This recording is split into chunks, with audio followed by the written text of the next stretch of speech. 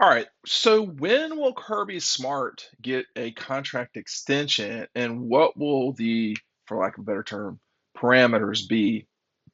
This is something that we talked about not that long ago on Dog Post in sort of a round table discussion.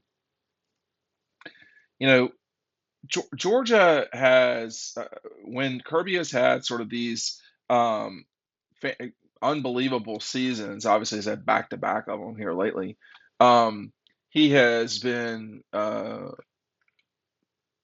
rewarded with very large contracts and contract extensions coming into coming into the 2022 season. He was the number two most paid college coach, easy enough for me to say, in football, and just a little bit in front of Dabo. Although I do think Dabo's contract was redone, um, and it's interesting because whenever Kirby gets a contract extension, it gets an extension or a raise.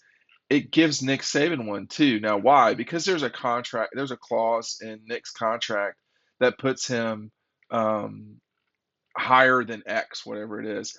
Dabo, I was correct. Dabo is paid more than Kirby. He certainly is not earning it the way that Kirby has. But Nick is at not quite 12 million.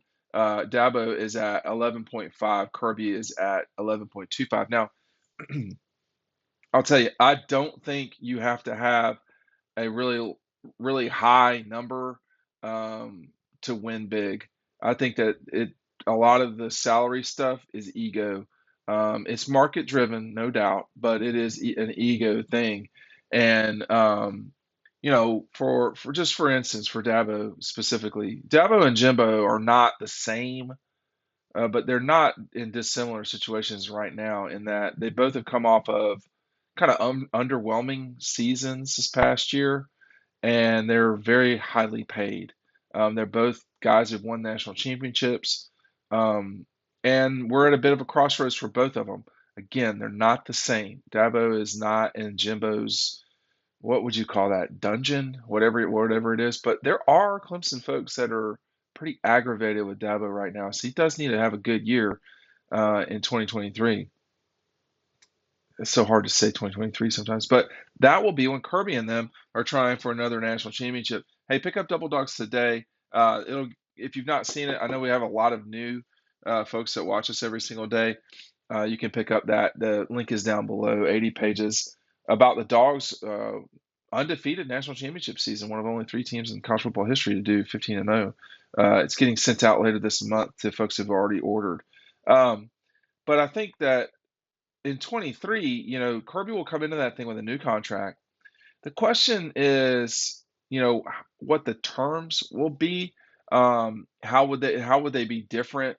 Um, you know, in any way. He just signed a contract that puts him over 10 years, or excuse me, right at 10 years. So that was a year ago. So he's at 9 now. Um, I, my expectation is that you'll see at least a 10-year contract.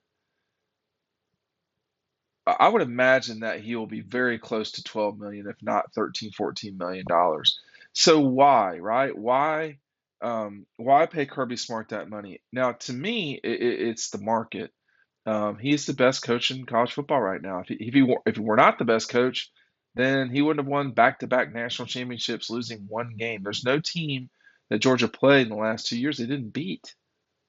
Um, in the last 2 years, they've beaten every single program that's won a national championship in the college football playoff era. I will go through them right now. Ohio State in 14. 15 was Alabama. 16 was Clemson. 17 was Alabama. 18 was Clemson. 19 was LSU. 20 was Alabama. I mean, they can't beat themselves, so they've beaten all four of those programs in the last 5 years. They've also beaten Michigan. They haven't beaten every single team that's played in the playoff.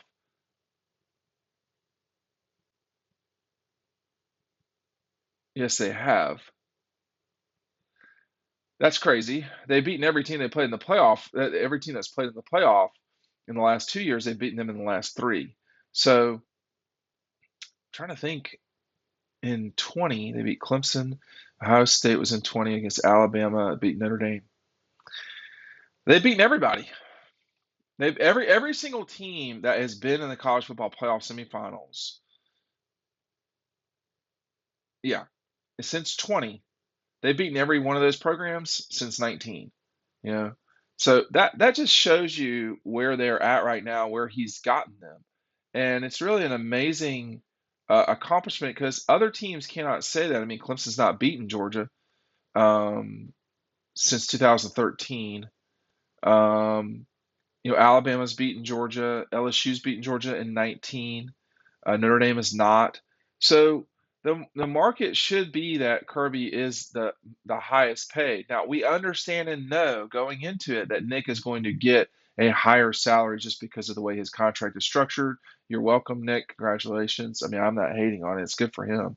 But what I what I wonder if you're Josh Brooks is what is the appropriate number that does not get you into severe financial strain if this goes sideways somehow? Right now, the contract is valued at 130, not quite $113 million total. And unless he, breaks an NCAA rule or like kills somebody, Kirby is going to get that money over a 10-year period. So it's not.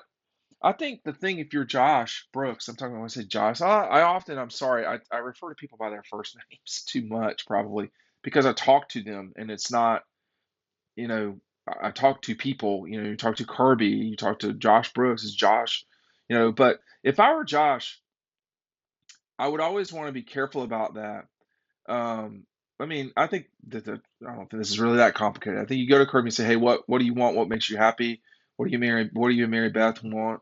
How do what do you see over the next 10 years? How can we accomplish that together?" And you figure out what that number is. And for Josh Brooks and Jerry Moorhead and the university itself, they're sitting in a situation right now where they're going to come into money in two different ways. Number one, there's going to be, and most importantly, there's going to be a contract with the college football playoff that comes up very quickly here. That will be more revenue. I said most importantly. Most importantly, the Disney contract with the Southeastern Conference will bring a just slush fund of dollars. The amount that Georgia specifically will get could go up to, I mean, almost $90 million if the this is just from broadcasting games. You're playing them no matter what, and you're getting paid for doing something you're going to do already, about $90 million. I don't think, and again, my numbers are very round here. Okay, I mean it could just be 75 million, but if Georgia, excuse me, if the SEC and Disney say, oh, let's come to a new agreement, a 9-game schedule. You've got Texas and Oklahoma in this thing now. Let's go to a 9-game schedule, and the league can say, "Oh, that's great. Let's do a 9-game schedule. That's more inventory for y'all. You can have." I think it turns out to be, if I'm not mistaken,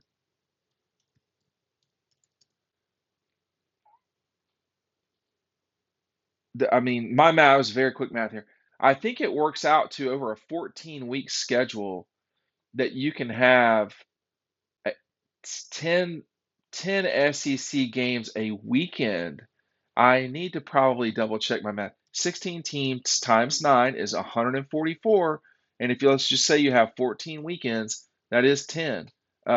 So, like a standard SEC weekend is going to have 9 games. Well, um, yeah, that's so much placement that has to happen. My math is something's wrong about my math, but my global point is that all that inventory for the SEC, excuse me, for Disney means they can put things everywhere. It also means that the inventory equals money, and it will give. And why do I say all? I say all that to say this: you get that extra revenue from Disney, and it gives you the capability to pay your coach more.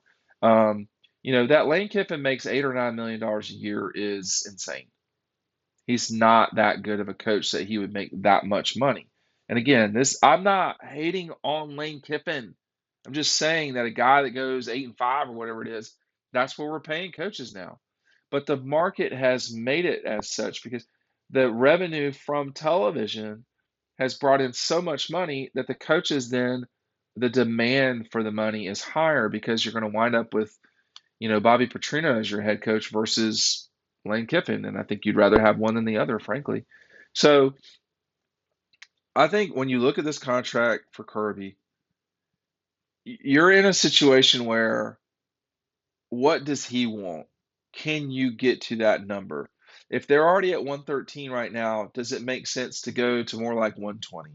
You know, I mean, that's a pretty significant jump in terms of real money. That would get you closer. I mean, this is just 120 over, yeah, 120 over 10 years obviously would be 12 million.